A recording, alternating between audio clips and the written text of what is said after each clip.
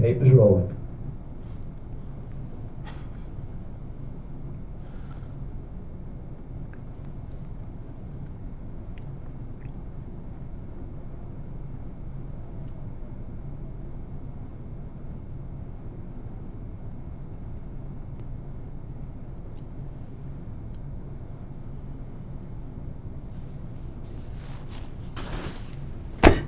My fellow Hudson Valleyers, if nominated, I will not run. If elected, I will not serve.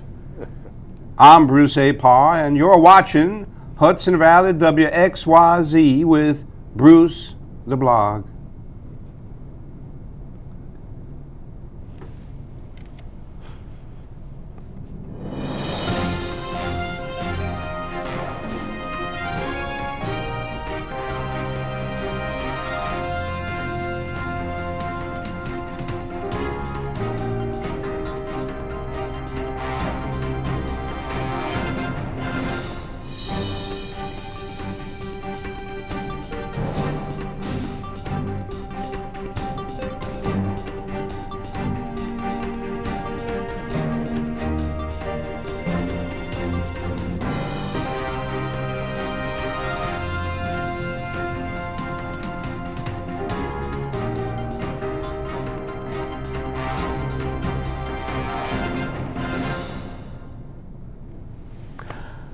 Well, the first question on the table, folks, is was that LBJ or was it Forrest Gump? Or maybe, by the way, it was Rick Perry. I don't know. Anyhow, if you're new to the show, Hudson Valley WXYZ is a weekly program, and we try to bring you outstanding citizens who, maybe a neighbor of yours, in fact, who are making valuable contributions to our quality of life. And we also like to explore issues and ideas and topics that are of interest and important to us all. And we thank Chase Media Group and its CEO, Carla Chase, and also its Chief Strategy Officer, Frank J. Rich, for bringing the show to you. And I want to, of course, welcome my co-host, Mike Sitzer, as always, Happy at least to be recently. Yeah, it's great to have you here, Mike, as always. And the reason I opened with that slightly offbeat introduction is because today, I'm happy to say, we have somebody who's a friend and also happens to be the newly elected councilman in the town of Yorktown in northern Westchester, Tom Diana. Thank Tom, you, Bruce. welcome. Yeah. Thank you. And the first thing I want to do, because this is important these days, I happen to be in the media and I've also dabbled in politics behind the scenes, not running for anything. Maybe running away from people who I worked for because they weren't happy. But I'm putting up a full disclosure alert, full disclosure. And the full disclosure that I seriously want to divulge is that when my friend Mr. Diana ran for the Town Board of Yorktown in November of 2014, Yes. I did work on your campaign. Yes. And so I just wanted to put that out there. I did not work on the most recent one, and maybe that's why you won. Only kidding, all my clients. I'm only kidding about that. But anyhow, Tom, you did run in November 2014 for the Town Board of Yorktown. Yes. And then, without getting into too much detail, because this show is seen in Yorktown, but also beyond Yorktown, and we want to include everybody watching and not make you feel like, well, if you don't know Yorktown, that you're not going to be interested. But suffice it to say that there was a special election recently in Yorktown to fill 2 vacant seats, and we should say that one of the vacant seats, we're very proud of our favorite son, Terrence Murphy in Yorktown. We certainly who are. is now a state senator. Yes. Who was on the town board, so when somebody steps up, as he did, to the statewide office and leaves a vacancy, some towns, as Yorktown did, elect, you might say, to hold a special election. Yes. And that's what you just ran in and won. And then there was another seat that was open for another reason, somebody who decided to leave. And so there were 2 seats filled. They happened to both be Republicans, yourself and Greg Bernard. Yes. And what we want to talk about, again, is to keep it as general as possible.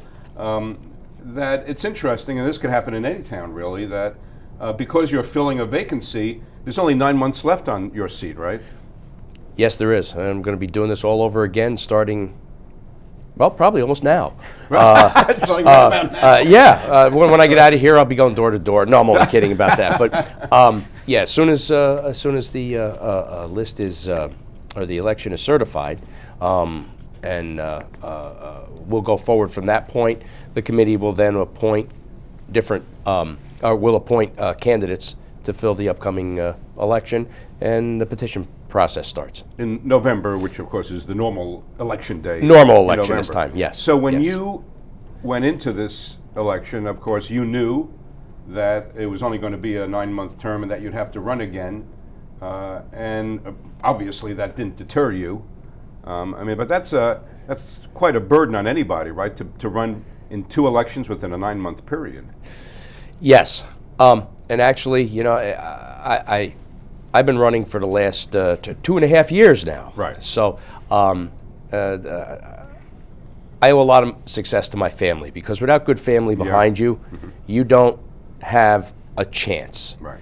And my wife and kids, they supported me all the way, and that was my inspiration to continue to run, and love of town. And speaking of that, this was the 3rd time you ran. You ran, was it 2013 for Highway Superintendent? Right, 2013, wasn't it? Yes. Yes. 2013 for Highway Superintendent. Correct. You got a lot of votes, but the election went in Yorktown to Dave Paganelli. Correct. And then, as I said, in November of 2014, just a few months ago, you ran for town board, and again, you came within, about 130 votes? It was yes. Extremely tight. With one line. Right, you had 1 line, and your opponent had 4 lines, so you did quite well on 1 line.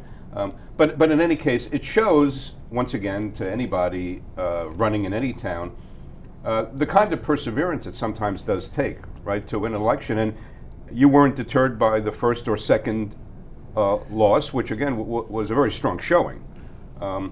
But we should mention that in your past, you have been a police officer in Yorktown and Cortland. Yes. And so you see there seems to be something ingrained in you about wanting to do public service. Yeah, Bruce, I actually wanted to get back into the public service, and that's why I continued to run. I feel I have a lot to offer our town, having once been a police officer in the town of Yorktown. I know its ins and outs, as you may. Right. And I think that to quit is to fail. And I don't want to fail my town. Right. No, and speaking of your history in Yorktown, quite literally, I mean, you're a native son, because your family goes back 3 generations, right? Yes. Yes. To 1905, I believe. Approximately 1905. So that's 110 years. As we can best track. Right. No, that's really something. Yeah. So you really feel almost a filial devotion, as we say. It's like you're a son of Yorktown, right? You're a... Yeah, we've had 2 separate farms. One where Lakeland High School is at this point in time, and then there was another one off of Route 132. The steps of the house still remain. I'm sorry, the whole house still remains there. Right. Fieldstone steps lead to it, and the center house in Shrub Oak in front of the high school with the Dutch mansard roof was actually one of the Diana homes. Oh, wow. That's right. That's fascinating. Yep. Did not know And you that. know what's also fascinating, you were telling Mike and me that, and I never heard this before, this to me maybe is a Guinness Book of Records submission, that your mom and you had the same 4th grade teacher. Yes. I'd never heard of that before. Yep. Mrs. Stark was Right. my 4th grade teacher, who also taught my mother. Wow. And I was probably one of the last classes to come out of Shrub Oak School before they made it the administration center. Oh, okay, right. So it's And then again, for anybody, let's say, maybe familiar with, even if you don't live in Yorktown, familiar with, actually the name of any high school. You know, there's in Yorktown there's a middle school, Mildred Strang, and I've seen photos of Mildred Strang, and of course there's a high school that's in Yorktown, but also Cortland. I mean, it draws from a lot of different towns, Yes. Cortland and Walter Panis, and you said Did you have Walter Panis as a teacher, or No, my dad. your dad had Walter Panis Walter as a Tanis. teacher, right? Yep. Before his name went on the building. Yes. So local history like that, I think, is always interesting to people. That there were real flesh and blood people behind the names that you see on whether it's a school or any kind of government building. There must have been 1,000, 1,500 people maybe in the town of Yorktown when your family first moved in? At that point in time, and there was a spot in Shrub Oak also, which is now Lakeland Lumber, that was Shrub Oak Cement Block Works, that was family owned and operated at one point. And now there's what, 35,000 or something? Yeah, 37,000. Yeah, right. Yeah. So at the time, you were talking about your law enforcement work in the past, and included in that is that you were involved in undercover drug enforcement, which I know now that you're a elected official is one of your very, very top priorities, right? Yeah, I'm very passionate about this heroin epidemic that is plaguing our town. We are a destination for And not only Yorktown. Oh no, not only Yorktown. This whole region, right? This whole region, this whole state. This whole country. The whole, and I shouldn't say just heroin. It starts with the opiate-based prescription medications that remain in some of our medicine cabinets that the kids get a hold of.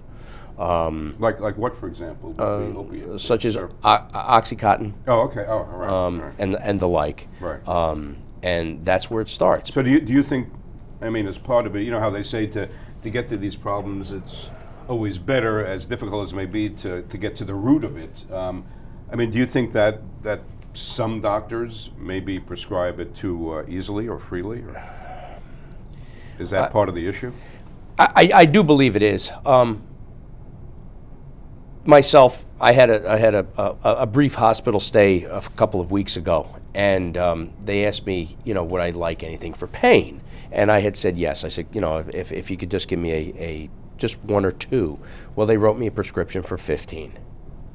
I didn't need. I mean, that. You didn't ask for 15. I didn't ask for 15. One or two, just in case. Just in case. I didn't need it, but in case. I think the short answer to that, Bruce, is yes. I think that it's prescribed too readily. People don't use it. It remains in the medicine cabinets, and people get up there and they take it on the street. The street value runs somewhere between $8 and $18 a pill. Yeah, right, yeah. Where heroin is much cheaper. So that hence the gravitation to the heroin. So you're saying the prescription drugs are a gateway to the heroin epidemic or addiction? So because how broad is this? Are there numbers? Are there percentages? Is there anything you can just to give the audience an understanding of really how big a problem this actually is? Yes, we are number 22 in the country with this heroin epidemic. We defined as the town of Yorktown, what? Westchester County. Oh, really? Wow. Okay, 22 Surprising. in the country. We have the major pipeline, which is the Taconic State Parkway, which people jump on, they do what they have to do off the parkway, they jump back on it, I should say jump off, jump back on it, and head back to the cities. So maybe some people should be more concerned about that pipeline than the gas pipeline. I think there's a lot more hazard really, with that pipeline. That's amazing. Right. Yeah. And speaking of which, we might as well, since I brought it up so ham-handedly, we might as well just touch on the Algonquin pipeline, which has been approved by the federal government. Admittedly, much to the dismay of elected officials in Westchester and the Hudson Valley, who obviously feel that it needed more vetting, and there needed to be more research done and verification of safety measures and things like that. As that may be, in Yorktown and surrounding towns, Cortland and Peekskill, there has been concern about the new pipeline that Spectra Energy is putting in. Now, your profession, your vocation, deals with excavation and underground, systems like that. So what's your feeling about the new pipeline that is going to go in now? Okay, just to back up one step, Bruce, it's a redo of an existing pipeline. Right. It's an upgrade. It's an upgrade of infrastructure. It absolutely is. Right. Right. I remove aging hunks of metal out of the ground on a regular basis, and more often than not, they're not real pretty. But corroded. Corroded, Yeah. deteriorating, and so on and so forth. So I do feel that the gas company is doing this proactively. Are they going to increase the size of it? Yes. They're doing it proactively, though. What is it, 22 inches? Or It's 22 inches, and I believe going to 42 inches. So it's twice as large. About twice as large. Right. And the metallurgy of yesteryear is not the metallurgy Sure, of right, today. like any technology. Speaking with some of the people that are involved in this is a pipe that is going to be lined with Kevlar, and anybody that knows what Kevlar is, it's a ballistic nylon. It's DuPont, isn't that a DuPont? DuPont. Synthetic? Yeah. Yep, and that's what lines bulletproof vests. Now, there's also going to be coated with a space-age polymer. So it's going to be less affected by the elements of the dirt, electrolysis and the like. Right.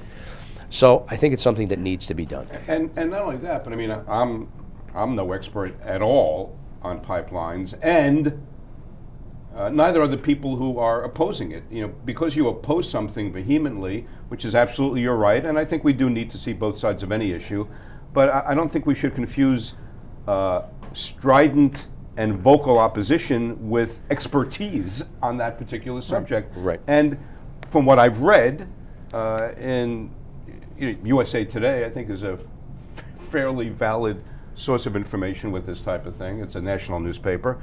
It's the old pipelines that are the problem, not the new ones, and that if they're replaced by new ones, then it reduces the risks. Right, but and if the concern is the pipeline, okay, and it is a given, it's coming through, they're going to replace it, which I seem to agree is a good thing. Mm-hmm. Okay, the size is irrelevant if they're putting a new one in. I guess it's our job. It's the town board's job. It's all of our jobs just to supervise it.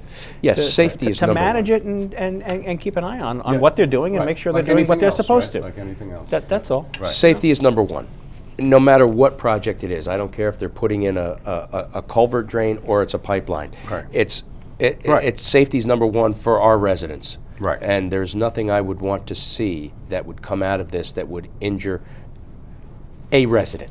You know, Nobody wants that. Nobody wants that. So it almost comes, it's our responsibility now, as the residents, as government, as people who have had the objections to it over the last couple of years, is that, okay, so they're coming in, make sure they put it in right, make sure it's installed properly and legally, okay? Yeah. And then, when they leave, don't leave the issue, okay?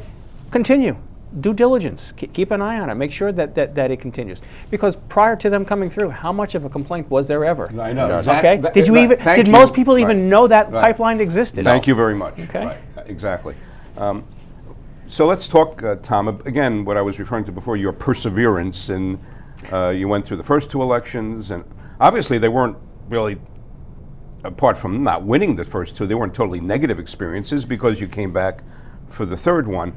You know, there have been times because, as both of you know, I sort of get around, and every so often somebody who apparently had a mental lapse at the moment says, "Why don't you run Bruce for office?" And I look at them like, "Well, what have you been drinking? Because I'd like one." And seriously, one reason among many that I'm not that person who's going to run for office is, if I'm going to be going around door to door, house to house, it's because either I'm working for the post office or the newspaper, delivering it. But you've done this now 3 times, and it's called, in political parlance, it's called, I'm going to go walking, right? Correct. I'm walking, meaning you're not in a 5K walking race. You're going door to door to promote yourself as a candidate. So you obviously don't mind doing that. You've done it 3 times now. I actually enjoy going door to door. Yeah. Because you really get the pulse of what the people are feeling. You may spend 30 seconds there for somebody who may be just finishing their dinner or cooking their dinner, or you might get that person where you're going to spend 10 minutes and they have a particular issue they want to talk to you about. This may be the only chance a person gets to talk face to face with a politician on their doorstep. And I like it. Be you an aspiring politician or a veteran. A veteran politician, the people are the pulse of the town. This is all of our town. Everybody has an input. Right. You know, we all want this town to succeed. We want to move it forward. And as a member of the public, I know we appreciate you, the candidates coming door to door and giving us an opportunity to pose those questions, Yeah. complaints, suggestions, whatever they may be. And it's a personal thing, because a lot of people don't like to come to town board meetings because they may not like to stand up in front of a podium and speak. I mean, a lot of people don't like Sure. to do that. Right. And this may be a chance where they can voice their opinion that something might get done. And any politician worth his salt.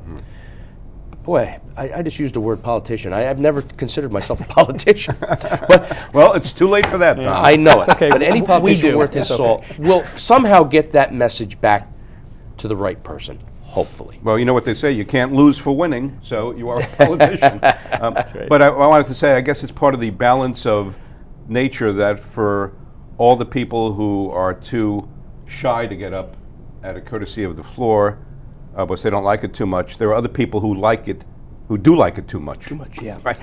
And they're always up there. And some people will say that's because of the TV camera. And if there's one thing I can't stand, it's somebody who likes to be in front of a TV camera. I mean, Yeah. Really? What's that about? That's so not you. I know, it's so not me. Yeah.